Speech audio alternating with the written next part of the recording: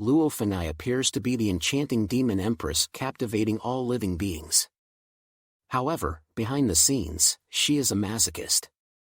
In order to provoke Xiao Tian and later punish herself severely, Luo Fenai actually went and stole Xiao Tian's most precious pig, number 999. While she fantasized about how Xiao Tian would discipline her, a terrifying fireball struck towards her. Luo Fenai, full of various enticements, sprawled on the table in front of her. In front of her were piles of completed memorials.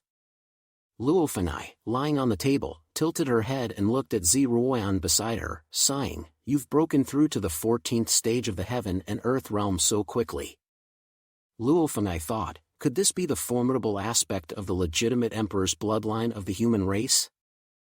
Zi Ruoyan replied, "As long as you be a good emperor, improvement will naturally follow." Zi Ruoyan closed the completed memorials in front of her and held them in her hand.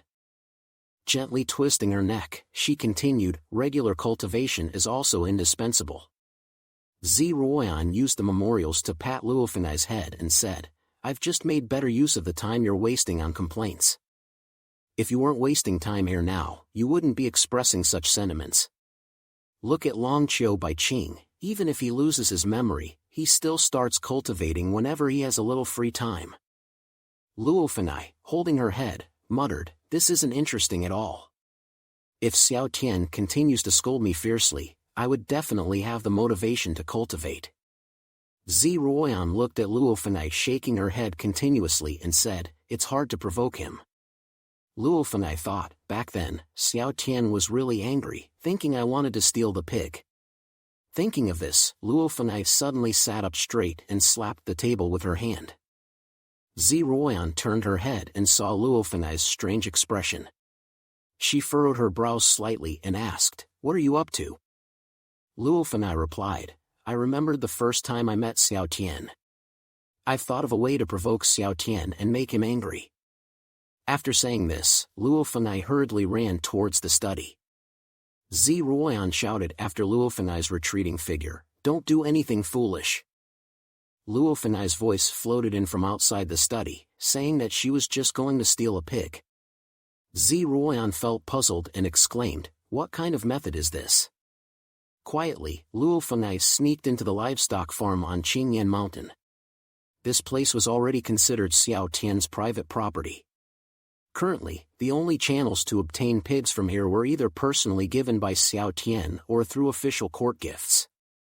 The current Qingyan pigs were not only fat and robust, but each one also had a distinctive mark. According to Xiao Tian, these were piggy treasures. Stealing a pig would undoubtedly enrage Xiao Tian.